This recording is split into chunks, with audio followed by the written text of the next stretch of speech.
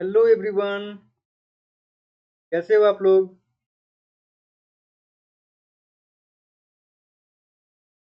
आज से हमारा नया चैप्टर स्टार्ट होता है।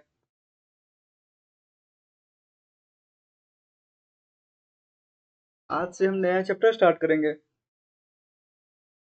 नया चैप्टर कौन सा है? कार्बन एवं उसके यौगिक।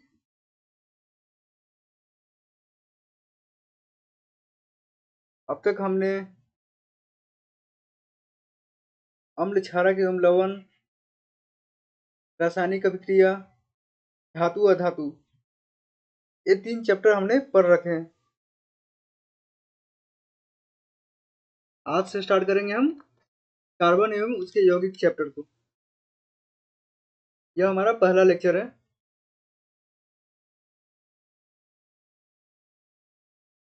तो आशा करता हूँ कि आप पीछे के सारे जो लेक्चर हैं, जो चैप्टर मैंने पढ़ाया है, वो आप लोग अच्छे से देख रखे होंगे।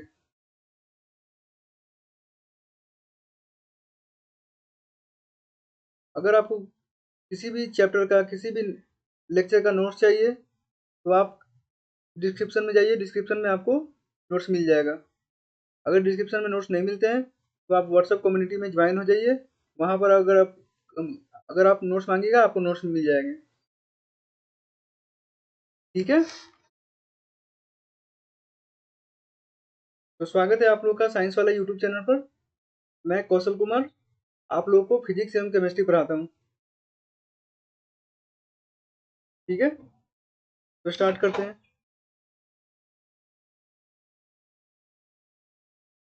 देखिए,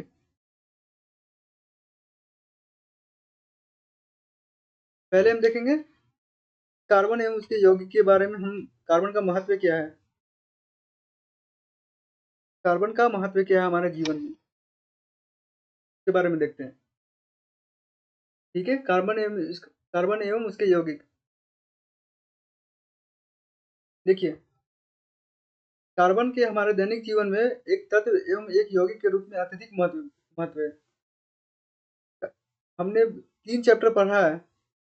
आपने एक गौर से ध्यान से देखा होगा कि कार्बन, अब तक हमने जो 3 चैप्टर पढ़ा था, उसमें कार्बन का हमने उतना ज्यादा नहीं देखा था विश्लेषण।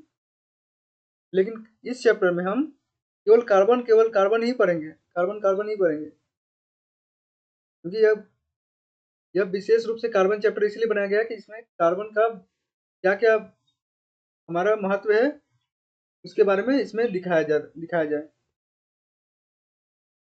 तो देखिए, कार्बन के हमारे दैनिक जीवन में एक तत्व एवं एक यौगिक के रूप में अत्यधिक महत्व है। और इसका उपयोग किस किस में हम करते हैं?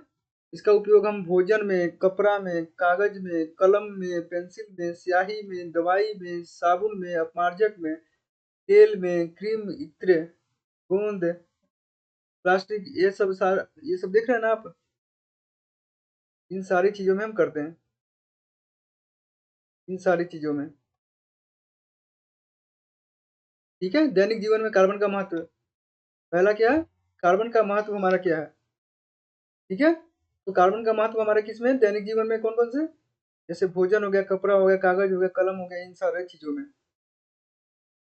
आगे देखिए, और अन्य वस्तुएं जैसे क्या है? अन्य वस्तुएं जैसे धातु की बनी वस्तुएं हो गई। चम्मच हो गया, छुरी हो गया, चाकू हो गया, साइकिल हो गया, मोटरसाइकिल हो गया। मिट्टी से बनी वस्तुएं क्या है? कांच की बनी वस्तुएं, मिट्टी की बनी वस्तुएं। इन सब में हम कार्बन का उपयोग करते हैं। कार्बन का उपयोग हम दहन में भी करते हैं। कैसे? दहन, कार्बन से युक्त यौगिकों को जलाने पर अंत में कुछ न कुछ मात्रा में कार्बन मिलता है। जब भी हम कोई वस्तु जलाते हैं जो कार्बन से युक्त होते हैं, तो अंत में कुछ न कुछ हमें कार्बन मिलता है। ठीक है, दहन में भी हमें कार्बन मिलता है। और जीवन का आधार क्या है? जीवन की इकाई कोशिका प्रोटीन से बनती है, जो कार्बन का यौगिक होता है। जो हमारी जो सेल होती है, हमारी जो शरीर का जो सेल्स होती हैं, जिनसे बहुत सारे सेल से ही ना हमारा शरीर बनता है। मानव का शरीर किससे बनता है? मानव का शरीर कोशिकाओं से बनता है। तो वे सारी कोशिकाएं का जो प्रोटीन होता है, वो कार्बन का यौगिक होता है। ठीक है,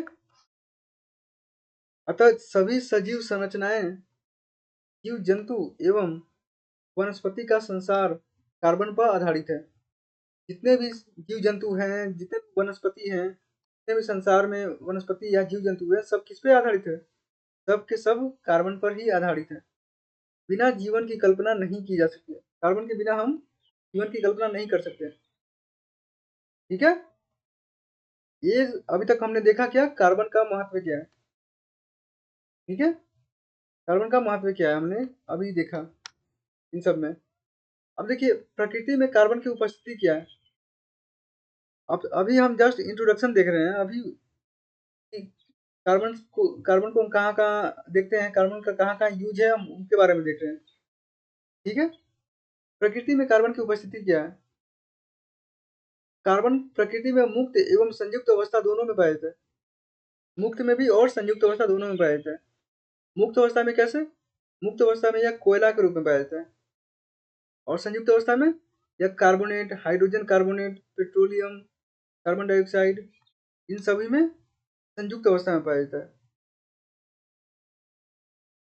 और मुक्त अवस्था में यह कोयला के रूप में पाया जाता है। जो भी हम कोयला देखते हैं, काले काले जो कोयला हम देखते हैं गाँवों में या शहरों में, तो वह किस रूप में होता है? वह कार्बन का मुक्त रूप होता है। और संयुक्त रूप किसमें होता है? कार्बोनेट के रूप में, हाइड्रोजन कार्बोनेट के रूप में, पेट्रोलियम के रूप में, और कार्बन डाइऑक्साइड के रूप में। कार्बन डाइऑक्साइड में क्या होता है? कार्बन डाइऑक्साइड में CO2 होता है। CO2, इसमें कार्बन भी है और क्या, और एक ऑक्सीजन भी है। कार्बन भी है और एक ऑक्सीजन भी है। तो यह किस फॉर्म में हो गया? यह संयुक्त फॉर्म में होगा कि नहीं हुआ? संयुक्त कहने का मतलब दो दो दो दो या तीन, मतलब से मिला हो, तीन तत्व से मिला हो। तो इसमें कार्बन और ऑक्सीजन हो गया, तो संयुक्त फॉर्म में हो गया ना। हुआ कि नहीं हुआ? वैसे ही हाइड्रोजन कार्बन, हाइड्रोजन कार्बन का मतलब क्या होता है? HCO3, HCO3, हाइड्रोजन कार्बन और ऑक्सीजन हो गया इसमें। ठीक है, और पेट्रोलियम, पेट्रोलियम में भी हम कार्बन और उसके अलावा बहुत कुछ चीजें मिलाते हैं। ठीक है, तो यह हो गया हमारा संयुक्त अवस्था में। और मुक्त अवस्था में हमारा होता है कोयला, केवल केवल और केवल होता है कोयला। अब हम कार्बन को कहाँ से प्राप्त करते हैं? कार्बन को हम भूपर्पटी से प्राप्त करते हैं। और भूपर्पटी में खनिजों के रूप में केवल 0.02% ही होता है कार्बन। और वायुमंडल में कितना होता है? वायुमंडल में कार्बन डाइऑक्साइड के रूप में 0.03 होता है। कार्बन जो होता है पृथ्वी के अंदर कितना होता है? 0.02%। एंड वायुमंडल में 0.03% होता है। वह किस फॉर्म में होता है? कार्बन डाइऑक्साइड के रूप में होता है। प्रकृति में कार्बन अल्प मात्रा में होने के बावजूद भी इसका अत्यधिक महत्व है। ठीक है, यह प्रकृति में बहुत कम होता है, लेकिन फिर भी इसका अत्यधिक महत्व है। इसका महत्व हमने अभी देखा। इसमें देखा हमने सारी की सारी जो हमारे दैनिक जीवन की वस्तुएं होती है, सब कार्बन की बनी होती है। कार्बन का उसमें बहुत ज़्यादा महत्व होता है, देखा ना हमने। लेकिन यह प्रकृति में बहुत कम होता है, फिर भी इसका महत्व है हमारे दैनिक जीवन में। ठीक है, अब तीसरा देखिए, कार्बन में आबंधन क्या होता है। कार्बन में हमारा आबंधन कौन सा होता है? जैसे अब तक हमने पढ़ा अम्ल वाला में या धातु अधातु में, कि धातुओं के बीच में, धातु और धातुओं के बीच में क्या बन रहा था? हमारा आयनिक आबंधन बन रहा था ना। जो क्षारीय धातु था और अधातु था, उन दोनों के बीच में हमारा आबंधन कैसा था? हमारा आबंधन था आयनिक। लेकिन कार्बन में आयनिक नहीं होता। कार्बन में सहसंयोजी आबंध होता है। सहसंयोजी आबंध को हम कोवेलेंट बॉन्ड भी कहते हैं। Covalent, covalent bond. तो कार्बन में कोवेलेंट बॉन्ड होता है। ठीक है, अब सहसंयोजी आबंध ही बनता है क्योंकि कार्बन में के जो बाहरी कक्षा होता है, उसके बाहरी कक्षा में 4 इलेक्ट्रॉन होते हैं। 4 इलेक्ट्रॉन होता है।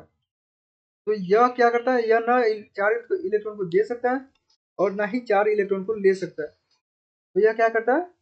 यह किसी और तत्व के साथ यह साझेदारी निभाता है।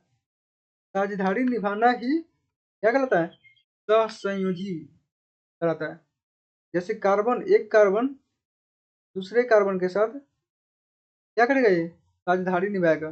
कैसे? इसका 4 इलेक्ट्रॉन, इसका 4 इलेक्ट्रॉन, दोनों आपस में मिलके 8 पूरा कर लेगा ना? ना ये इसको देगा और ना ये इसको देगा, बल्कि क्या करेगा, दोनों आपस में साझेदारी निभा लेगा। तो क्या बन जाता है? C2 बन जाता है। ठीक है? वैसे ही कार्बन ऑक्सीजन में क्या हो रहा था? CO2 में, CO2 में इस कार्बन का 4 इलेक्ट्रॉन है। कार्बन कार्बन के बाहरी कक्षा में 4 इलेक्ट्रॉन है, ऑक्सीजन के बाहरी कक्षा में 2 इलेक्ट्रॉन है। तो इसके पास 2 ऑक्सीजन है, 2 ऑक्सीजन है तो कितना हो गया? 4 इलेक्ट्रॉन इसके पास भी हो गया ना? देखिए इसको अच्छे से क्लियर समझते हैं।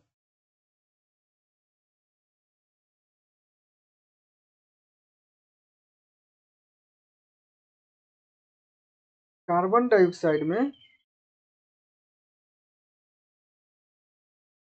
कार्बन के बाहरी कक्षा में 4 इलेक्ट्रॉन होते हैं,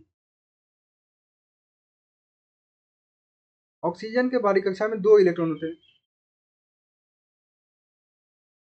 लेकिन ऑक्सीजन मेरा 2 है, 2 ऑक्सीजन है, एक ऑक्सीजन में 2 इलेक्ट्रॉन होता है बाहरी कक्षा में। 2 ऑक्सीजन है तो कितना हो जाएगा? 4 हो जाएगा। तो 4 इसका भी हो गया और 4 इसके पास भी है, तो 4 ये इसको दे देगा और 4 ये इसको दे देगा। तो आपस में 4-4 बांट के क्या करते हैं? वह साझेदारी निभाते हैं। तो साझेदारी निभाना ही कहलाता है क्या? सहसंयोजी आबंध। ये एक दूसरे से साझेदारी निभाएंगे, ये एक दूसरे को साझेदारी निभाते हैं, तो साझेदारी निभाना ही सहसंयोजी आबंध कहलाता है। ठीक है? और आयनिक में क्या होता था? आयनिक में होता था कि धातु जो है इलेक्ट्रॉन देता था उसको, अधातु को, तो त्याग ना, इलेक्ट्रॉन त्याग कर वो बॉन्ड बनाता था। इलेक्ट्रॉन त्याग कर बॉन्ड बनाना मतलब आयनिक, या इलेक्ट्रॉन लेकर बॉन्ड बनाना मतलब आयनिक। लेकिन इलेक्ट्रॉन को साझेदारी करके मतलब बांट कर, एक दूसरे से बांट कर, ये जैसे इसे कार्बन ने इसको 4 दे दिया, ऑक्सीजन ने इसको 4 दे दिया, तो 4-4 मिलके 8 हो गया, तो दोनों मिलके 8 हो गया, तो ये दोनों आपस में मिलकर मिलकर बॉन्ड बना रहे हैं। तो मिलकर बॉन्ड बनाना मतलब सहसंयोजी आबंध, दोनों आपस में मिलकर मतलब सहसंयोजी। नाम से ही समझ में आ जाना चाहिए आपको। सहसंयोजी का कहने का मतलब एक दूसरे के साथ मिलकर आबंध बना रहा है, मतलब बॉन्ड बना रहा है। ठीक है ना? कार्बन में आबंधन क्या होता है? सहसंयोजी आबंधन। ठीक है? अब देखिए, यह क्लियर हो गया सहसंयोजी आबंधन क्यों होता है। अब देखिए आयनिक देखिए अब जैसे आयनिक यौगिकों का जो गलनांक था एवं क्वथनांक था उच्च था। आयनिक यौगिकों का गलनांक एवं क्वथनांक क्या था? उच्च था। और यह गलित अवस्था या जलीय विलयन में विद्युत का चालन करता था। लेकिन अब बताइए जो सहसंयोजी आबंध है, इसका गलनांक एवं क्वथनांक उच्च होगा कि नहीं होगा? इसका गलनांक एवं क्वथनांक उच्च नहीं होगा। क्यों? क्यों नहीं होगा? क्योंकि यह आपस में साझेदारी करके बन रहे हैं, और उसमें क्या था? इलेक्ट्रॉन को त्याग कर या इलेक्ट्रॉन को लेकर बन रहा था, तो उन दोनों के बीच में आकर्षण बल बहुत ज्यादा हो रहा था। क्योंकि धन आयन और ऋण आयन दोनों दोनों अपोजिट चार्जेज है, दोनों अपोजिट चार्जेज हैं, तो दोनों अपोजिट चार्जेज आपस में कस कर बंद कर रहते थे, दूसरे से कस कर एकदम जुड़ कर रहते थे, तो उनको उनको तोड़ना आसान नहीं होता है। ठीक है? अपोजिट लोगों को तोड़ना आसान नहीं होता है। ठीक है? तो उन दोनों के बीच जो आयनिक यौगिक था, उन दोनों के बीच में बल बहुत ज्यादा होता था, तो उनका गलनांक एवं क्वथनांक भी बहुत ज्यादा होता था। लेकिन सहसंयोजी आबंध के बीच में ऐसा केस नहीं है। सहसंयोजी आबंध में क्वथनांक एवं गलनांक बहुत ही कम होता है।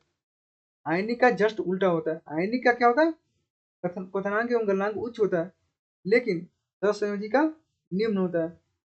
आयनिक जो होता है विद्युत का चालक करता है, सहसंयोजी आबंध क्या करता है? विद्युत का कुचालक होता है। ठीक है? जैसे यहाँ पर देखिए, अधिकांश कार्बन यौगिक विद्युत के अच्छे चालक नहीं होते हैं, अर्थात कार्बनिक यौगिक विद्युत के कुचालक होते हैं, क्योंकि यह विलयन में आयन नहीं देते हैं। आयन क्यों नहीं देते? क्योंकि यह तो 4 इलेक्ट्रॉन आपस में साझेदारी कर रहा है ना। ऐसा थोड़ा है कि एक इलेक्ट्रॉन उसको दे दिया, अब बॉन्ड बना लिया, नहीं ना, ऐसा नहीं होता। ये इसमें क्या हो रहा है कि ऑक्सीजन में 4 इलेक्ट्रॉन दे रहा था और कार्बन में 4 इलेक्ट्रॉन दे रहा था, दोनों आपस में साझेदारी करके बन रहा है।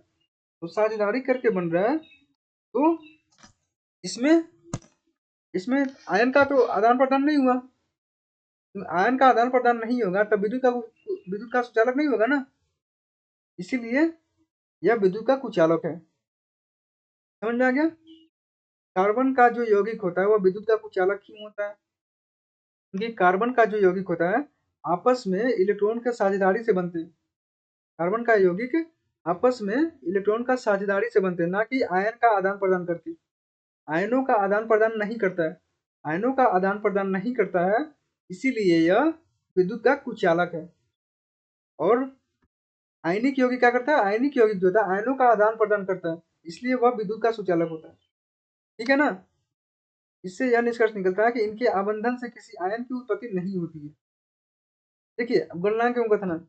कार्बनिक यौगिक का गलनांक एवं कथनांक निम्न होते हैं। मैंने इसका रीजन अभी बताया। गलनांक एवं कथनांक निम्न क्यों होता है? क्योंकि इनके बीच का जो बल होता है, कार्बन और ऑक्सीजन जो अभी दिखाया था मैंने अभी, कार्बन और ऑक्सीजन जो था यह साझेदारी से बन रहा है, साझेदारी से बन रहा है, तो इन दोनों के बीच में आकर्षण बल बहुत कम होता है। इन दोनों के बीच में आकर्षण बल बहुत कम होता है। वह जैसे NaCl हो गया, NaCl हो गया, तो Na हो गया मेरा प्लस, धन आयन से बनता है, या माइनस ऋण आयन से बनता है। तो प्लस और माइनस से बन रहा है, मतलब आयनों से बन रहा है, और दोनों अपोजिट आयन है, दोनों अपोजिट आयन है, तो इन दोनों के बीच का बल बहुत ज्यादा होता है। ये दोनों आपस में कस के बंधे रहते हैं। यह क्या है? यह मेरा आयनिक यौगिक है। और यह क्या है मेरा? यह मेरा यह मेरा कौन सा है? यह मेरा सहसंयोजी है। सहसंयोजी का गलनांक एवं कथनांक बहुत कम होता है, क्योंकि इनके बीच का जो आकर्षण बल होता है बहुत कम होता है, और इनके बीच का जो आकर्षण बल है बहुत ज्यादा होता है। ठीक है ना? क्लियर है? अब देखिए आगे। देखिए, कुछ कार्बन यौगिकों के गलनांक एवं कथनांक दिया हुआ है इसमें, तो आप देख लीजिएगा। एसिटिक एसिड का 60 दिया हुआ है, आणविक द्रव्यमान, द्रव्यमान कितना होता है 60, गलनांक कितना दिया हुआ है, क्वथनांक कितना दिया हुआ है, ये द्रव अवस्था में होता है। मेथेन दिया हुआ है, वह गैस अवस्था में होता है। और क्वथनांक एवं गलनांक यह दिया हुआ है, इसको आप देख लीजिएगा। ठीक है? आगे देखिए। इन आंकड़ों के आधार पर निष्कर्ष निकलता है कि इन परमाणुओं के बीच प्रबल आकर्षण बल नहीं है। प्रबल आकर्षण बल नहीं है, इसलिए इनका क्वथनांक एवं गलनांक क्या होता है? बहुत ही कम होता है। क्लियर है? अब देखिए, हमने तीन चीज अभी तक देख लिया। कार्बन में आबंधन देख लिया, प्रकृति में कार्बन की उपस्थिति देख लिया, संयुक्त अवस्था एवं मुक्त अवस्था में होता है, और कार्बन का महत्व देख लिया। संयुक्त अवस्था मुक्त अवस्था में रहता है, और खनिजों में यह 0.02% रहता है, वायुमंडल में यह 0.03% रहता है। मतलब यह बहुत कम मात्रा होता है कार्बन का, फिर भी इसका प्रकृति में बहुत ज्यादा महत्व है। और कार्बन में आबंधन हमने देख लिया, सहसंयोजी आबंध होता है, सहसंयोजी आबंध का गुण भी हमने देख लिया। और गलनांक और कथनांक कम क्यों होता है उसके बारे में देख लिया। अब इसको हम आगे देखते हैं। कार्बन की चतुसंयोजिता, इसको हम देखते हैं। कार्बन की चतुसंयोजिता, अभी मैंने बताया कार्बन की 4 संयोजिता होती है। कैसे? देखिए, कार्बन का संकेत C होता है, परमाणु संख्या 6 होता है, इसका इलेक्ट्रॉनिक विन्यास करेंगे तो 2 और 4 होगा ना। इसकी जो बाहरी पहली कक्षा में जो S में है, इसको इसको 6 को हम SP, S में हम 2 इलेक्ट्रॉन दे दिए, बच गया कितना? बच गया मेरा 4, क्योंकि 6 है तो 6 है, 2 हम S में दे दिए तो 4 बच गया, 4 मेरा P में चला गया। लेकिन P में मेरा कितना होना चाहिए? P में मेरा 8 होना चाहिए, 4 है, तो इसको और 4 चाहिए, इसको और 4 चाहिए ना 8 पूरा करने के लिए। तो यह क्या करता है कि और से 4 इलेक्ट्रॉन लेके साझेदारी बनाता है, और यह 4 इलेक्ट्रॉन अपना किसी और को देकर साझेदारी बनाता है। तो इसका संयोजकता कितना हो गया? 4, क्योंकि इसकी बाहरी कक्षा में 4 इलेक्ट्रॉन है। 4 इलेक्ट्रॉन है तो यह 4 इलेक्ट्रॉन को देकर और लेकर क्या करता है? साझेदारी करता है। तो इसका संयोजकता कितना है? 4। कार्बन की चतुसंयोजकता समझ में आ गया? क्यों? क्योंकि इसकी बाहरी कक्षा में 4 इलेक्ट्रॉन है। सबसे बाहरी कोष में 4 इलेक्ट्रॉन। देखिए, संयुक्ता कार्बन की संख्या 4 होती है, अर्थात कार्बन चतुसंयोजक होते हैं। अस्थायी संरचना प्राप्त करने के लिए इसे 4 इलेक्ट्रॉन प्राप्त करना या खोने की आवश्यकता होती है, जो मैंने अभी बताया। 4 इलेक्ट्रॉन या दे सकता है, या 4 इलेक्ट्रॉन या खो सकता है, या ले सकता है किसी से। अस्थायी संरचना बनाने के लिए, मतलब इसको डुप्लेट बनाने के लिए, बाहरी कक्षा में 2 रह सकता है या 8 रह सकता है। 2 किस में रह सकता है? 2 S में रह सकता है, और P में 8 रह सकता है। तो या तो यह 4 इलेक्ट्रॉन दे देगा, या 4 इलेक्ट्रॉन किसी से ले लेगा, लेकर या देकर साझेदारी निभा लेगा। इसीलिए इसकी संयोजकता कितनी होती है? इसकी संयोजकता 4 होती है। क्लियर है? कार्बन की संयोजकता कितनी होती है? 4। अब देखिए चुनौतियां क्या होती है। अगर यह 4 इलेक्ट्रॉन त्याग देगा, सॉरी 4 इलेक्ट्रॉन प्राप्त करेगा तो माइनस में हो जाएगा, C4 माइनस। लेने पर क्या होता है? माइनस होता है। और देने पर क्या होता है? देने पर प्लस होता है, धन आयन होता है। यह सब हमने देख रखा है अम्ल, क्षारक, लवण, धातु, अधातु सब में। 4 इलेक्ट्रॉन त्यागेगा तो +4 हो जाएगा, 4 इलेक्ट्रॉन लेगा तो -4 हो जाएगा। परंतु 6 प्रोटॉन वाले नाभिक के लिए 4 इलेक्ट्रॉन त्यागना या 4 इलेक्ट्रॉन लेना कठिन है, कठिन होगा ना। उसके बाद 6 पहले 6वें को इलेक्ट्रॉन है, जिनमें से 4 इलेक्ट्रॉन दे देगा, नहीं देगा। अब पहले से गरीब है और वो पैसा और वो भिखारी को देगा, नहीं देगा। जो अमीर लोग होते हैं वही वही ना पैसा लुटाएगा। जो गरीब लोग है वह कैसे देगा पैसा किसी को? नहीं देगा। तो इसके पास 6 इलेक्ट्रॉन पहले से ही है, तो ये 4 इलेक्ट्रॉन किसी को देना इसके लिए प्रॉब्लम हो जाएगा। इसलिए 4 इलेक्ट्रॉन त्यागना इसका आसान नहीं होता। ठीक है?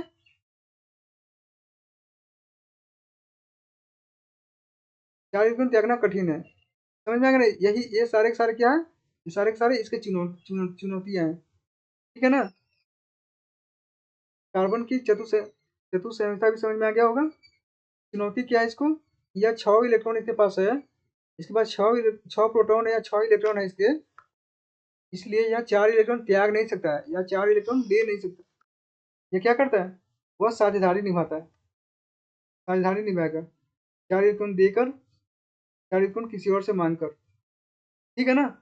4 इलेक्ट्रॉन किसी से मांग लेगा या 4 इलेक्ट्रॉन किसी को दे देगा और आपस में साझेदारी निभा लेगा। क्लियर है? अब देखिए ससंयोजी आवरण का निर्माण कैसे होता है। ससंयोजी आवरण का निर्माण कैसे होता है इसके बारे में देखेंगे। कार्बन अपने अन्य परमाणुओं तथा अथवा अन्य तत्वों के परमाणुओं के साथ संयोजकता इलेक्ट्रॉन की साझेदारी कर इस समस्या को सुलझाता है और वो अणुओं का निर्माण करता है। मैंने बताया कि 4 इलेक्ट्रॉन को यह त्याग देगा या 4 इलेक्ट्रॉन को ले लेगा, दोनों आपस में साझेदारी बनाने के लिए। वही बोल रहा है कि अन्य परमाणुओं के साथ, तत्वों के परमाणुओं के साथ संयोजकता इलेक्ट्रॉन की साझेदारी करता है। ये 4 संयोजकता इलेक्ट्रॉन को ना, 4 जो इलेक्ट्रॉन है बाहरी कक्षा में, वही ना इसका संयोजकता इलेक्ट्रॉन है। बाहरी कक्षा में जो इलेक्ट्रॉन है वही इसका संयोजकता इलेक्ट्रॉन है। तो ये 4 इलेक्ट्रॉन का क्या करता है? साझेदारी निभाता है और अणुओं का निर्माण करता है। जैसे कार्बन और ऑक्सीजन का अणु कैसे बन रहा था? CO2 कैसे बन रहा था? यह 4 इलेक्ट्रॉन इधर से दे रहा था और ऑक्सीजन 4 इलेक्ट्रॉन इधर से दे रहा था। तो 4-4 मिलके क्या बन गया? 4-4 मिलके 8 बन गया। 8 मिल जाएगा ना? तो 8 मिल गया तो क्या हो गया? इसका संयोजकता पूरा हो गया। तो ऐसे मिलके यह साझेदारी निभा रहा था। तो इसी को सहसंयोजी आवरण का निर्माण कहते हैं। ठीक है? यही कारण है कि कार्बन परमाणु हमेशा सहसंयोजी आवरण का निर्माण करता है। परमाणु के बाहरी कक्षा के इलेक्ट्रॉन की साझेदारी में भाग लेते परमाणु के बाहरी कक्षा के इलेक्ट्रॉन ही साझेदारी में भाग लेते हैं, जिन्हें हम संयोजकता इलेक्ट्रॉन कहते हैं, वैलेंस इलेक्ट्रॉन कहते हैं। ठीक है? बाहरी कक्षा जो 4 इलेक्ट्रॉन हमने देखा, वही केवल साझेदारी में निभाएगा, ना कि उसके अंदर का जो 2 इलेक्ट्रॉन था वो नहीं करेगा। केवल और केवल एक करेगा, 4 इलेक्ट्रॉन। ये जो 6 था, 6 में ये जो 4 इलेक्ट्रॉन आप देख रहे हो ना, ये वाला 4 इलेक्ट्रॉन, वही केवल वही केवल संयोजकता में भाग लेगा, ना कि ये जो 2 इलेक्ट्रॉन है वो नहीं लेता, क्योंकि इसका तो ड्यूप्लेट पूरा हुआ है। ड्यूप्लेट पूरा हो गया तो ये तो अपना स्टेबल है, स्टेबल में तो ये साझेदारी में भाग नहीं लेगा। इसका अष्टक पूरा नहीं है 4 वाला का, तो अष्टक पूरा नहीं है तो यह साझेदारी करेगा। ठीक है? वही करा कि परमाणु के बाहरी कक्षा के इलेक्ट्रॉन ही साझेदारी में भाग लेते हैं, उसे हम कहते हैं संयोजकता इलेक्ट्रॉन। ठीक है? यहाँ तक क्लियर है? अब देखिए इलेक्ट्रॉन की साझेदारी से बने कुछ सामान्य अणु। अभी हमने पढ़ा सहसंयोजी आवरण कैसे बनता है, तो उसको अब एग्जाम्पल देखते हैं कैसे बनता है सहसंयोजी आवरण। देखिए पहला हमारा क्या? हाइड्रोजन का अणु। हाइड्रोजन के अणु में 2 हाइड्रोजन होते हैं, हाइड्रोजन के परमाणु होते हैं। हाइड्रोजन के एक अणु में दो दो परमाणु होते हैं, इसको हम H2 से डिनोट करते हैं। तो H2 में देखिए यहाँ पर एक हाइड्रोजन हमने यहाँ देखा, एक हाइड्रोजन मेरा यहाँ है। हाइड्रोजन में एक इलेक्ट्रॉन या एक प्रोटॉन होता है, एक यहाँ पर इलेक्ट्रॉन यहाँ शो कर रहा है और इसका भी एक इलेक्ट्रॉन या प्रोटॉन शो कर रहा है।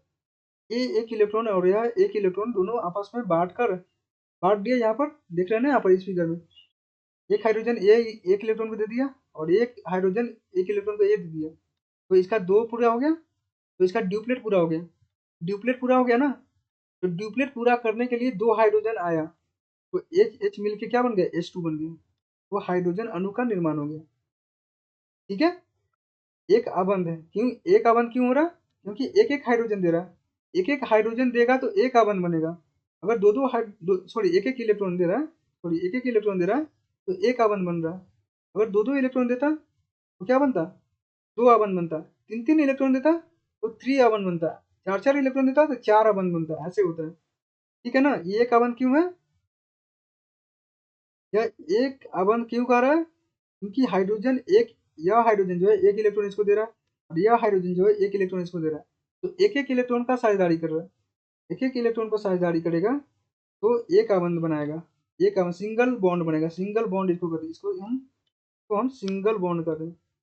तो H और H मिलकर क्या बन गया, दो हाइड्रोजन, दो हाइड्रोजन का अणु बन गया। हाइड्रोजन का अणु कौन बन गया, H2।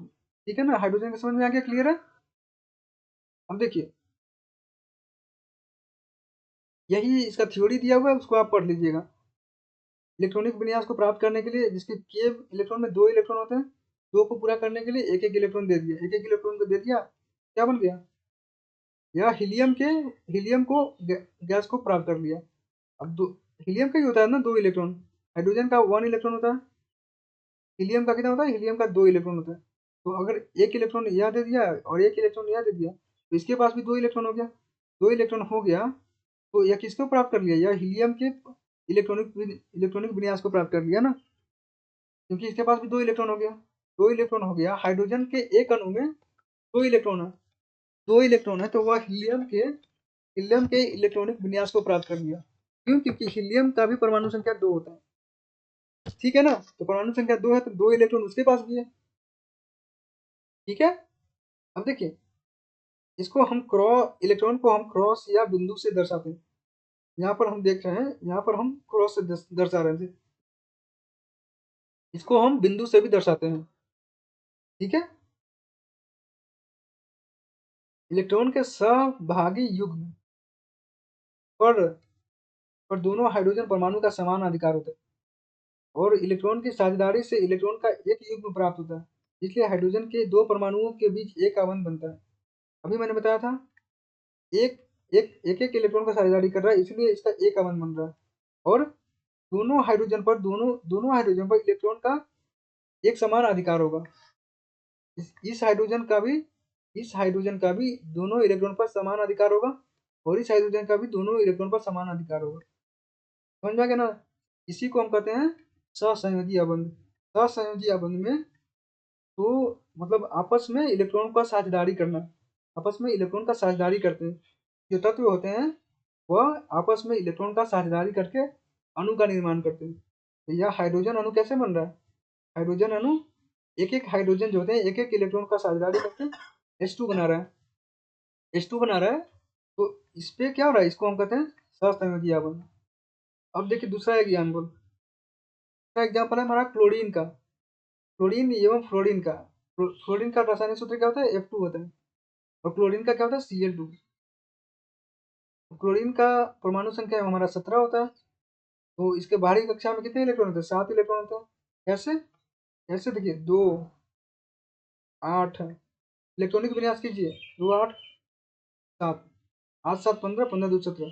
बाहरी कक्षा में हमारा तीसरा कक्षा आ गया इसका। इसका बाहरी कक्षा कौन है, तीसरा। पहला हो गया ये, दूसरा हो गया, दूसरा में मेरा 8 पूरा हो गया, और तीसरा में मेरा 7 है।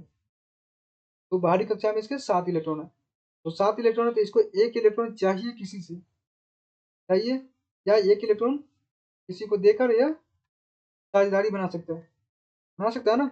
देखिए यहाँ पर दो क्लोरीन, ये जो Cl2 कैसे बना, ये Cl2 हमारा कैसे बना, ये Cl2 हमारा ऐसे बना। देखिए एक क्लोरीन और दूसरा क्लोरीन जब साथ में आया, तो इसका जो यह जो इलेक्ट्रॉन है यह वाला, और इसका जो एक यह इलेक्ट्रॉन है, क्योंकि इसके पास 7 है, इसके पास भी 7 है, तो 8 पुराने के लिए क्या करेगा, 8 पुराने के लिए इससे इससे एक इलेक्ट्रॉन लेगा और यह भी इसको एक इलेक्ट्रॉन देगा। मतलब दोनों आपस में एक एक इलेक्ट्रॉन का साझेदारी कर लेगा। साझेदारी कर लेगा तो क्या होगा, 8 8 दोनों को पूछ जाएगा। जैसे इसमें देखिए, इसमें देखिए, इसमें देखिए, एक इलेक्ट्रॉन ये भी दे दिया इसको और एक इलेक्ट्रॉन ये भी दे दिया इसको, तो दोनों का 8 8 पूरा हो गया ना। दोनों का 8 8 पूरा हुआ कि नहीं हुआ। देखिए गिनी, इसको काउंट कीजिए, 1 2 3 4 5 6 7 8, इसका भी 8 हो गया और इसका भी हमारा 8 हो गया। दोनों का अष्टक पूरा हो गया। दोनों का अष्टक पूरा हो गया मतलब क्या, दोनों का बॉन्ड बन गया। यहाँ पर देखिए, और एक एक इलेक्ट्रॉन दे रहा था, एक एक इलेक्ट्रॉन दे रहा था, तो एक कार्बन बनेगा। अगर यही दो दो इलेक्ट्रॉन का साझेदारी करता तो 2 कार्बन बनता, 3 3 करता था 3, 4 4 करता था 4। ठीक है, क्लियर है। तो इसीलिए Cl और Cl मिलके बना दिया क्या, Cl2। सेम केस देखिए फ्लोरीन में भी। फ्लोरीन के बाहरी कक्षा में भी 7 इलेक्ट्रॉन है, इसके बाहरी कक्षा में भी 7 इलेक्ट्रॉन है, तो इसको 8 पूरा करने के लिए क्या करेगा, चाहिए इसका एक इलेक्ट्रॉन इसको चाहिए, और इसको 8 पूरा करने के लिए इसका एक इलेक्ट्रॉन इसको चाहिए। तो दोनों आपस में साझेदारी कर लिया एक एक इलेक्ट्रॉन को। यहाँ पर देखिए दिखाई दे रहा है ना, एक एक इलेक्ट्रॉन का साझेदारी कर लिया। तो एक एक इलेक्ट्रॉन का साझेदारी किया तो एक का बंध यहाँ हमारा बना। एक एक इलेक्ट्रॉन को साझेदारी किया तो एक इलेक्ट्रॉन एक यहाँ पर अबंध बना मेरा, और F2 फ्लोरीन, F2 यहाँ पर हमारा अणु बन गया। एक फ्लोरीन और दूसरा फ्लोरीन मिलके क्या बन गया, F2। एक फ्लोरीन दूसरा फ्लोरीन, दो फ्लोरीन मिलके हमारा हमारा बन गया F2। क्लियर है। आगे देखिए, इसको सेम चीज इसको यहाँ पर थ्योरी में मैंने समझा रखा है। ऑक्सीजन में देखिए, ऑक्सीजन में हमारा होता है 8, ऑक्सीजन का हमारा होता है 8 परमाणु संख्या। इसको हम इलेक्ट्रॉनिक विन्यास करेंगे तो 2 और 6 होगा। 2 और 6 होता है, 2 में पहला कक्षा में मेरा 2 हो गया, दूसरा कक्षा में मेरा 6 इलेक्ट्रॉन हो गया। तो अब इसको कितना चाहिए 8 पूरा करने के लिए, इसको 8 पूरा करने के लिए 2 इलेक्ट्रॉन चाहिए, तो 2 इलेक्ट्रॉन को साझेदारी करेगा ये। इसको 8 पूरा करने के लिए 2 इलेक्ट्रॉन चाहिए, तो दो दो इलेक्ट्रॉन का साझेदारी करेगा। ठीक है। फ्लोरीन फ्लोरीन में, फ्लोरीन फ्लोरीन में एक एक इलेक्ट्रॉन चाहिए था इसको, तो एक एक इलेक्ट्रॉन का साझेदारी किया। ठीक है। ऑक्सीजन में दो दो इलेक्ट्रॉन चाहिए। देखिए यहाँ पर इसका, इसके बाहरी कक्षा में 6 इलेक्ट्रॉन है, इसके भी बाहरी कक्षा में 6 इलेक्ट्रॉन है। 8 पूरा करने के लिए क्या करेगा, 8 इलेक्ट्रॉन पूरा करने के लिए 2 इलेक्ट्रॉन इसका वाला और 2 इलेक्ट्रॉन इसका वाला यहाँ पर आके साझेदारी कर लिया। साझेदारी कर लिया ना, तो इसका भी 8 पूरा हो गया, इसका भी 8 पूरा हो गया, और इसका भी 8 पूरा हो गया। 8 इलेक्ट्रॉन इसके पास भी हो गया ना। गिनती कीजिए, गिनती कर लीजिए, 1 2 3 4 5 6 7 8, इसमें भी 8, इसमें भी 8। साझेदारी कर लिया तो दोनों का 8 8 पूरा हो गया। अब दो दो इलेक्ट्रॉन दे रहा है, दो दो इलेक्ट्रॉन का साझेदारी कर रहा है, तो यहाँ पर 2 आबंध आपको दिखाई दे रहा होगा, 2 लाइन दिखाई दे रहा होगा। दो दो लाइन अगर रहेगा ना, एक एक और दो, दो दो लाइन रहेगा तो उसको कहते हैं द्विआबंध। द्विआबंध मिलके क्या बना रहा है, O2 ऑक्सीजन का अणु बना रहा है। क्या बना रहा है, O2 बना रहा है। समझ में आ गया। द्विआबंध कैसे बनता है, सिंगल आबंध कैसे बनता है, और ट्रिपल आबंध आगे देखेंगे। तो ये जो ऑक्सीजन है, या किसको प्राप्त कर रहा है, या नियोन को प्राप्त कर रहा है, नियोन के इलेक्ट्रॉनिक विन्यास को प्राप्त कर रहा है। अगर यह 2 इलेक्ट्रॉन को ले लिया, क्या बन जाएगा, 6 2 8 हो जाएगा, 8 2 10। 10 किसका परमाणु संख्या होता है, 10 होता है नियोन का, तो नियोन के इलेक्ट्रॉनिक विन्यास को प्राप्त कर रहा है। ठीक है। देखिए दो परमाणुओं के बीच के अबंध को द्विआबंध कहते हैं। नाइट्रोजन में देखिए, नाइट्रोजन का कितना होता है, 7 होता है। इसके बाहरी कक्षा में 5 इलेक्ट्रॉन होते हैं। कैसे, 2 गया पहले में, 5 गया दूसरे में, 5 2 7 हो गया। पहले कक्षा में 2 इलेक्ट्रॉन गया, दूसरे कक्षा में 5 गया। इसको कितना चाहिए, इसको चाहिए 3 चाहिए, और इसको और 3 चाहिए, इसको और 3 चाहिए। तो 3 चाहिए तो क्या करेगा ये, एक और नाइट्रोजन से साझेदारी करेगा। एक और नाइट्रोजन यहाँ देखिए, यह एक और नाइट्रोजन से साझेदारी करेगा, और कैसे, 3 इलेक्ट्रॉन इसका और 3 इलेक्ट्रॉन इसका, 3 इलेक्ट्रॉन इसका और 3 इलेक्ट्रॉन इसका, दोनों आपस में मिलकर क्या बना देगा, ये 6 हो गया इधर, 6 और 2 इधर, तो 6 2 8 इसका भी हो गया और 8 इसका भी हो गया, 8 इसका भी हो गया और 8 इसका भी हो गया ना।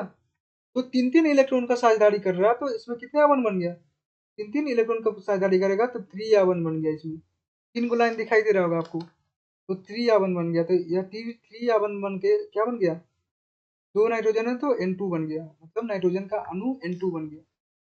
ठीक है,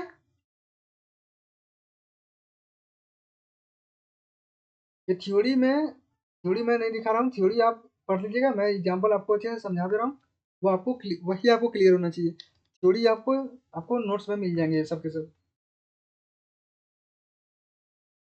देखिए सल्फर का परमाणु रासायनिक कितना होता है, रासायनिक सूत्र एसेट होता है, एस8 है सल्फर का। देखिए सल्फर के 8 परमाणुओं से बने सल्फर के एक अणु होते हैं। एसेट में क्या है, एसेट में 8 परमाणु है ना। तो एक मिनट थोड़ा रुकिए।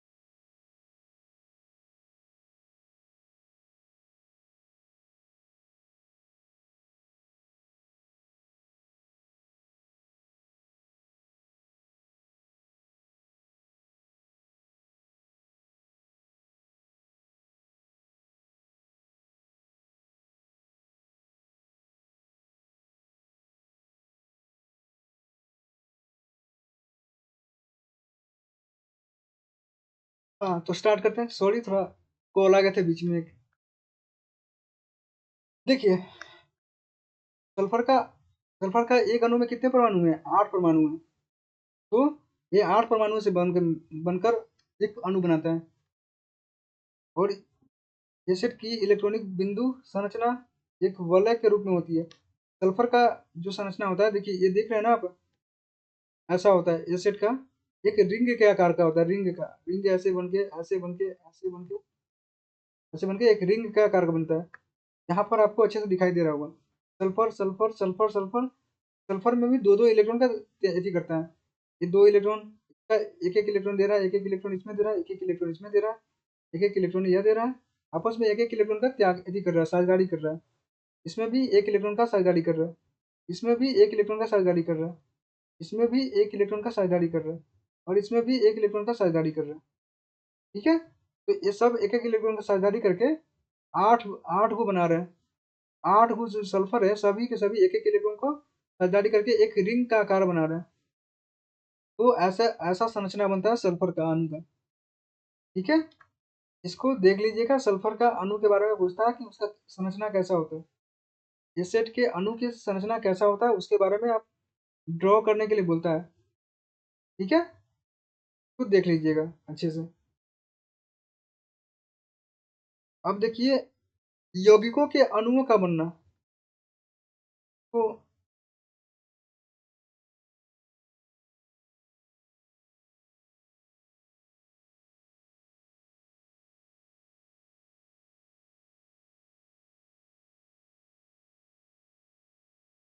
यौगिकों के अणुओं का बनना कैसे बनता है, देख लीजिए इसको, देख ही लेते हैं, इसको खत्म करेंगे, चलते हैं आज।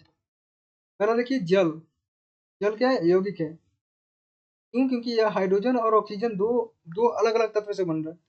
तो देखिए, तो हाइड्रोजन का एक इलेक्ट्रॉन, और इस तरफ एक हाइड्रोजन का एक इलेक्ट्रॉन, और ऑक्सीजन का कितना इलेक्ट्रॉन है, ऑक्सीजन का दो दो चार दो छः, 6 इलेक्ट्रॉन है। क्योंकि बाहरी कक्षा में इसके एक इलेक्ट्रॉन होता है, इसके बाहरी कक्षा में 6 इलेक्ट्रॉन होता है। पिछली बारी कक्षा में 1 इलेक्ट्रॉन थे। अब बताइए कैसे इसका अबंध बनेगा? इसका अबंध कैसे बनेगा? एक हाइड्रोजन इसको 1 इलेक्ट्रॉन देके और एक ऑक्सीजन इसको 1 इलेक्ट्रॉन देके साझेदारी बना लेगा, और एक हाइड्रोजन इसको 1 इलेक्ट्रॉन देकर और एक ऑक्सीजन इसको 1 इलेक्ट्रॉन देकर साझेदारी बना लेगा। इसको 8 चाहिए, ऑक्सीजन को 8 चाहिए और हाइड्रोजन को 1 चाहिए, तो एक इसको दे देगा और ये इसको दे देगा, और ए इसको 1 दे देगा और ए इसको 1 दे देगा, तो इसका भी 2 पूरा हो गया, इसका भी 2 पूरा हो जाएगा, इसका भी 8 पूरा हो जाएगा। ठीक है, देखिए यहाँ पर हाइड्रोजन और ऑक्सीजन का एक एक इलेक्ट्रॉन साझेदारी करके इसका 8 हो गया, इधर भी एक एक इलेक्ट्रॉन देके इसका 8 हो गया ना। तो ऑक्सीजन में भी 8 हो गया, हाइड्रोजन में भी 2 हो गया और हाइड्रोजन में भी 2 हो गया। ऐसे देखिए ये हमारा हाइड्रोजन का हो गया, हाइड्रोजन में 2 इलेक्ट्रॉन हो गया, और इस तरफ भी हाइड्रोजन हो गया, हाइड्रोजन में भी 2 इलेक्ट्रॉन हो गया। और ये हमारा हो गया ऑक्सीजन, ऑक्सीजन में भी मेरा कितना हो गया? ऑक्सीजन में मेरा 8 हो गया, 2 2 4 2 6 इधर 8। ठीक है, तो 8 इलेक्ट्रॉन ऑक्सीजन का भी हो गया और 2 इलेक्ट्रॉन हाइड्रोजन का हो गया। तो सबका अपना अपना अष्टक पूरा हो गया, तो सबका अपना अपना अष्टक पूरा हो गया, सब अपने अपने इलेक्ट्रॉन का साझेदारी कर लिया। ऑक्सीजन और हाइड्रोजन के बीच में एक एक इलेक्ट्रॉन का साझेदारी हुआ, और इस तरफ भी ऑक्सीजन और हाइड्रोजन के बीच में एक एक इलेक्ट्रॉन का साझेदारी हुआ, इसीलिए एक एक अबंध दोनों के बीच में बना। इस तरफ भी एक एक अबंध बना और इस तरफ भी एक एक अबंध बना। क्यों? देखिए यहाँ पर एक इलेक्ट्रॉन ऑक्सीजन इसको दिया और एक इलेक्ट्रॉन हाइड्रोजन इसको दिया, और एक इलेक्ट्रॉन इधर से भी एक इलेक्ट्रॉन दिया और इधर से भी एक इलेक्ट्रॉन दिया, तो इन दोनों के बीच में भी एक एक इलेक्ट्रॉन का साझेदारी हुआ और इन दोनों के बीच में भी एक एक इलेक्ट्रॉन का साझेदारी हुआ। तो ऑक्सीजन और हाइड्रोजन के बीच में यहाँ पर एक कार्बन बन गया, यहाँ पर दिख रहा है ना, और इस तरफ ऑक्सीजन और हाइड्रोजन के बीच में एक कार्बन बना दिया। ठीक है, तो यह इसका संरचना हो गया एक एक कार्बन बन के, और इसका यह H2O बन गया, रासायनिक सूत्र हो गया H2O। ठीक है, तो हाइड्रोजन और ऑक्सीजन से मिलके क्या बन गया? एक यौगिक बन गया, कौन सा? H2O, जल के एक अणु बन गया। ठीक है, अब देखिए इसको देख लीजिएगा theory. Hydrogen sulphide same case इसमें भी होगा, इसमें भी 6 इलेक्ट्रॉन है, इसमें एक एक इलेक्ट्रॉन है, एक इलेक्ट्रॉन का साझेदारी कर लेगा, एक इलेक्ट्रॉन को इससे साझेदारी कर लिया, तो इसका 2 इलेक्ट्रॉन हो गया पूरा, इसका 8 इलेक्ट्रॉन पूरा हो गया, इसका 2 इलेक्ट्रॉन पूरा हो गया, तो एक एक इलेक्ट्रॉन दे रहा, तो एक कार्बन बन गया इधर से, एक कार्बन इधर से बन गया और H2S का निर्माण कर दिया। ठीक है, आगे देखिए कार्बन डाइऑक्साइड में, कार्बन डाइऑक्साइड में देखिए इधर कार्बन के पास 4 इलेक्ट्रॉन है और ऑक्सीजन के पास इधर 6 इलेक्ट्रॉन है, इधर भी 6 इलेक्ट्रॉन है, तो इसको कितना चाहिए? इसको और 4 चाहिए, कार्बन के और 4 चाहिए, तो 2 इससे ले लेगा, 2 इससे ले लेगा और 2 इससे ले लेगा ना, तब इसका 8 पूरा हो जाएगा, तब इसका 8 पूरा हो जाएगा। 4 है, 2 इससे ले लेगा, 2 इससे ले लेगा, तो 8 पूरा हो जाएगा। और इसके पास 6 है, इसके पास 6 इलेक्ट्रॉन है, तो ये जो दो दो दे रहा था, 2 लेगा भी, 2 इससे ले लेगा, तो इसका भी 8 पूरा हो जाएगा, इसका भी 8 पूरा हो जाएगा। और इसके पास भी 6 है, तो 2 इसको इससे ले लेगा, तो इसका भी 8 पूरा हो जाएगा ना। देखिए वैसे ही किया, कार्बन 2 इलेक्ट्रॉन दे रहा है और कार्बन 2 इलेक्ट्रॉन ले रहा है, मतलब दोनों आपस में साझेदारी करके 4 इलेक्ट्रॉन यहाँ पर साझेदारी हुआ ना, यहाँ पर साझेदारी हुआ और यहाँ पर भी साझेदारी हो गया 2 इलेक्ट्रॉन का, तो कार्बन का भी 8 पूरा हो गया, ऑक्सीजन का भी 8 पूरा हो गया और दोनों ऑक्सीजन का 8 पूरा हो गया ना। इसको गिनिए, तो गिनिएगा तो कितना होगा? यह हमारा हो गया ऑक्सीजन का 2 2 4 2 6 और 2 8। कार्बन का देखिए, कार्बन का हमारा ये है यहाँ से यहाँ तक, कार्बन का देखिए कितना इलेक्ट्रॉन है, 2 2 4 2 6 2 8, पूरा हो गया 8। अब ऑक्सीजन इस तरफ का देखिए, इस तरफ का ऑक्सीजन का 2 2 4 2 6 2 8 है, ठीक है, इसका भी 8 पूरा हो गया। अब देखिए बताइए मेरे को कि इसमें कौन कौन आबंध बनेगा, सिंगल या डबल बनेगा? इसमें डबल बनेगा, क्यों? क्योंकि 2 इलेक्ट्रॉन का अथी हो रहा है, साझेदारी हो रहा है, कार्बन में 2 इलेक्ट्रॉन दे रहा है और ऑक्सीजन भी 2 इलेक्ट्रॉन दे रहा है, 2 इलेक्ट्रॉन का साझेदारी हो रहा है ना। यहाँ पर देखिए 2 इलेक्ट्रॉन कार्बन दे रहा है, 2 इलेक्ट्रॉन ऑक्सीजन दे रहा है, और इस तरफ भी दो इलेक्ट्रॉन कार्बन दे रहा है, और 2 इलेक्ट्रॉन ऑक्सीजन दे रहा है। तो दो दो इलेक्ट्रॉन का साझेदारी होगा तो द्विआबंध बनता है। तो द्विआबंध इधर बन गया और द्विआबंध इधर बन गया। 2 लाइन का मतलब द्विआबंध होता है। दो दो लाइन बन गया तो द्विआबंध बन गया। तो ऑक्सीजन, कार्बन और ऑक्सीजन दोनों मिलके क्या बन गया? CO2 बन गया। ठीक है, क्योंकि एक कार्बन है और 2 ऑक्सीजन है मेरा, तो CO2 बन गया। ठीक है, कार्बन डाइऑक्साइड के अणु का बनना जहाँ कार्बन और ऑक्सीजन के बीच द्विआबंध बनते हैं। ठीक है, अब देखिए चौथा मेथेन। मेथेन का रासायनिक सूत्र क्या होता है? CH4 होता है। एक कार्बन और 4 ऑक्सीजन होता है, 4 हाइड्रोजन होता है। इसको हम ऐसे ऐसे ऐसे हम संरचना बना दिए। कार्बन में 4 इलेक्ट्रॉन है, इसको और 4 चाहिए। 4 किससे लेगा? एक हाइड्रोजन इससे ले लिया, एक हाइड्रोजन इससे ले लिया, एक इलेक्ट्रॉन इससे ले लिया, एक इलेक्ट्रॉन इससे ले लिया। तो चारों चारों हाइड्रोजन से एक एक इलेक्ट्रॉन ले लिया, और चारों हाइड्रोजन को एक एक इलेक्ट्रॉन दे दिया। तो हाइड्रोजन का भी 2 पूरा हो गया और कार्बन का भी 4 पूरा हो गया। यहाँ देखिए हाइड्रोजन का भी 2 पूरा हो गया, हाइड्रोजन का भी 2 पूरा हो गया, हाइड्रोजन का भी 2 पूरा हो गया, और हाइड्रोजन का भी 2 पूरा हो गया। और कार्बन का ये जो बड़ा वाला पार्ट देख रहे हैं, इसमें 2 2 4 2 6 और 2 8, कार्बन का भी 8 पूरा हो गया। तो कैसा बन गया? एक एक इलेक्ट्रॉन दे रहा है, तो एक एक इलेक्ट्रॉन दे रहा है, तो एक एक अबंध बनेगा। सिंगल अबंध बना ना, सिंगल बॉन्ड। इधर भी सिंगल बॉन्ड, इधर भी सिंगल बॉन्ड, और इधर भी सिंगल बॉन्ड। सिंगल बॉन्ड बन रहा है और एक एक इलेक्ट्रॉन त्याग रहा है। तो एक एक इलेक्ट्रॉन त्यागेगा तो और एक एक इलेक्ट्रॉन का साझेदारी बन रहा है, तो एक एक अबंध बन गया। तो ये क्या हो गया? यह संरचना हो गया इसका। तो इसका रासायनिक सूत्र CH4 ऐसे बन गया। ठीक है, देखिए महत्व क्या है इसका। मेथेन कार्बन यौगिक का सबसे सरल यौगिक है। कार्बन यौगिक का सबसे सरल यौगिक क्या है? मेथेन है। मेथेन जो है कार्बन यौगिक का सबसे सरल यौगिक है।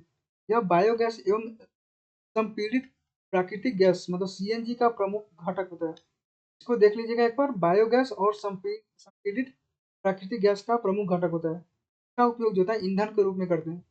मेथेन का यूज हम ईंधन के रूप में करते हैं और प्राकृतिक गैस के CNG के रूप में करते हैं। ठीक है ना?